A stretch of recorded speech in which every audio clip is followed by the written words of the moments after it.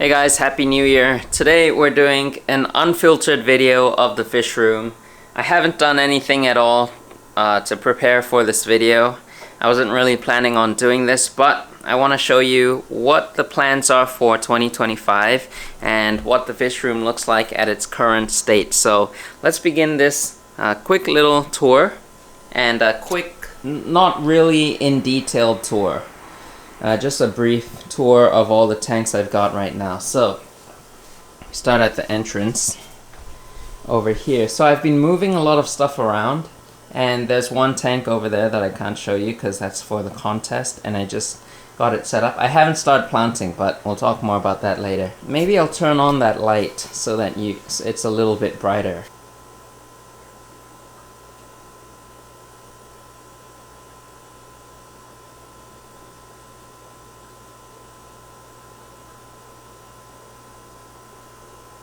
Perfect. Alright, so the first tank we start off with here is a 60 centimeter, a 2-foot tank that is just growing some terrestrial plants, some orchids, begonias, and I think that's mostly it. There's some kind of this plant here, but these aren't actually my plants. They're a friend's plant that I'm holding in, and they're doing quite well at the moment, except for the jewel orchids. I think jewel orchids and regular orchids don't go well together because these, or maybe, I'm not sure. I'm actually not sure. I'm still trying to figure this out. Like, I know begonias like high humidity, and I know that these orchids don't really like high humidity. They want to stay dry, so it's hard keeping them together. I've got some moss in here. This was a gift from a shrimp breeder, and I'm just keeping it in that little jar of water, and the water is there to keep some humidity. But then the lid has holes in them, so like there is air getting through, so there is airflow, I'm sure of that. Down below, this tank is currently dark. I need to get a better spot for this, but this is my Madagascar lace plant tank. And the leaves are really big. It's doing really well with no light. I've been growing this plant without any light, and I really want to get a better setup for it so that we can see it clearer. Let's move over here. We've got the calendar, 2025 calendar. Over here, this is a 3-foot tank, my plant grow out and holding tank, as well as some fish for my contest tank, and also holding some plants for a friend. Down below is the 𝗯𝘂𝘀𝗀𝘀𝘀, the rainbow fish. They're still growing out, and we've also got some red phantom tetras. But the tawas are incredible. The males are just coloring up so nice. And then the females, I really want to get them in a smaller tank so I can breed them. Over here, this is the 𝗶𝘾𝗀𝘀𝘀 tank, and I've got to clean this tank up. The glass is covered in algae, but the fish are doing quite well. They're growing, they're eating really well, but it's just the algae. And I really want to put an air stone on all 4 of these tanks at night. I want to set a timer for them to turn on at night because there's just not enough surface agitation. Right now the water on this is low, so you can see the filter is kind of like moving the water, but I just need more flow in here. I could add a wave maker or a surface skimmer, but I just feel like air stone will do better. It'll provide aeration, oxygenation, and yeah, I'm gonna get to that. Up here, this is another plant grow out holding tank, so basically the same as that. So last time when I did a video on this, we put rocks in here, and right now it's the algae phase, so we're getting some algae. I've got to get these plants sorted out. But the plants that we planted last time are slowly growing. Some of the crypts have melted though. Whereas over here, I'm gonna get some unsan stones for that so we can make it like a panorama tank. Alright, over here we've got my smaller jars as well as the mini NA. We've got the orchid in there doing good. The 𝗶𝘂𝘀𝗀𝘀, a little bit of melt, but still doing alright. And this is actually the second setup. The first setup, it went so well, I took it out. I mean, it overgrew the jar, so I took it out and then replanted one, and then from there it's growing again. So this is round 2 of that 𝗶𝘂𝘀𝘀𝘀 in this tank. So if you're wondering why there's less plants than before, it's because I reset it. Now over here we've got the mini NA. This tank is kind of a pain in the butt because it's so hard to maintain. It's such a small tank, and I don't know, I'm not really enjoying it. I've got shrimp in here right now, some crystal red shrimp, which are doing quite good. But I mean, it's just such a small tank, and there's not really much you can do with it. So I'm not sure. I'm thinking about dismantling it, but maybe I'll just keep it running for a little bit more, and see. Maybe I'll try an 𝗲𝗾𝗀𝗀𝗀𝗀, and maybe that'll make things easier. But I mean, it's kind of expected. I kind of knew what I was getting into from the beginning, but yeah, nothing really much more I can say about that. Now with this rack, nothing much has really changed. I'm sorry about all the mess here. I'm currently setting up a contest tank. I dismantled this tank, which I'll talk about later, and then I moved that rack over there, all in the last 1 week, so it's been very, very hectic and messy. Over here we've got my butterfly rainbow fish, and we've also got some hair algae growing, so I've got to clean this up. But there's the female looking really nice, and then back over there we've got the male with the beautiful fins. Look at that, beautiful coloration as well. And I'm thinking of finally starting to set up these aquarium co-op filters. They're currently all running on the under gravel filters, but maybe I should add a bit more flow, especially for this tank because I've got plecos in here and I kind of want to give them more flow. So today you can kind of see them sticking their tails out, which is really nice to see because usually they're hiding. And then the bulbitis in here I'm really happy with. Look how nice it's growing. No CO2 at all. And these are the 𝗬𝗾𝗾𝗀𝗀𝘀 luminatus. And I've got quite a bunch of them in this tank.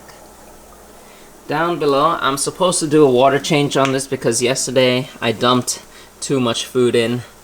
I was putting in food like this and a whole bunch of it just spilled out of the container, so it's time for a water change.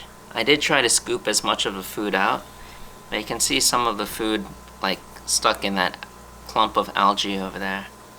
But this tank belongs to the Sabor resplendens, which are the Asian rummy-nosed rasboras, but they're currently hiding. There's one over there. Alright, I guess today's not the day for these guys. We've got some 𝗂𝘾𝗶𝗲𝘀𝗀 in here, which I'm going to use for my contest tank. Then in here we've got checkerboard cichlids as well as my tuxedo platies. And I want to ask a question because when I bought these two platies, the store owner told me they're both males. Are you sure you want to buy them? Because I was looking for a pair. But I said, yeah, I'll take them, even though, because these were the last two that were left in the tank at the store. I just love the color of them, so I bought them even though they were both males. But now it looks like one of them is a female. Are they able to change their genders? Because you can see the one on the left kind of looks like a female, and then the one on the right, if it'll show its bottom fin, it's hard to see that way at the back, but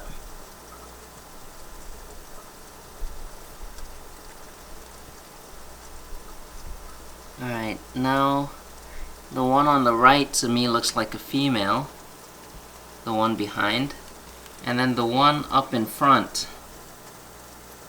looks like a male to me. So I don't know.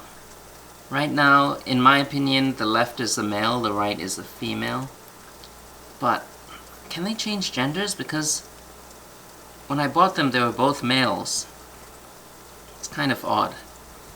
But yeah, this tank is the checkerboard cichlid tank originally, but then I added these platies because I just like the color of them, and the checkerboard cichlids are very, very skittish and they hide a lot, but I still really like them. They are very nice, beautiful fish. But the plants in these tanks are doing so much better than I had expected. Like all the nubias, the Java fern doesn't look too good, but the nubias and the mosses as well as the bulbitis have been growing incredibly well. And here we've got some algae, but that's just a small little problem that we can easily fix. Up here is a tank I've got to clean up. It's the breeding trio of Bosmanis, the parents of all the smaller ones we saw earlier. And then in here, this was my Heterandria formosa tank, the least killifish tank. But I just had such a hard time breeding them. They wouldn't breed for me, so I got kind of tired and I got some different fish. These are the Vietnamese white cloud mountain minnows. And they're really active, really fun to watch, and very pretty fish. Alright, now the big problem with this tank. It used to be the African cichlid tank, but I had to dismantle it. I had trouble with the stand, and it was a bit too dangerous, and I just couldn't risk having water in this tank anymore. So the problem was, the back of the tank, I noticed some cracks happening, the back of the stand. And maybe it's normal for this kind of wood. And I know it's normal because this wood likes to shrink and expand, but you can just see like the cracks happening in the wood. I just thought that wasn't safe. And multiple, like down here as well, you can see how the gap is kind of widening. And here's another crack. And I believe the stand is strong enough to hold the tank. We've got this one here as well. This is the second edition. That's the first edition. It's kind of like a prototype. I kind of went for this design, but I kind of went for design over function.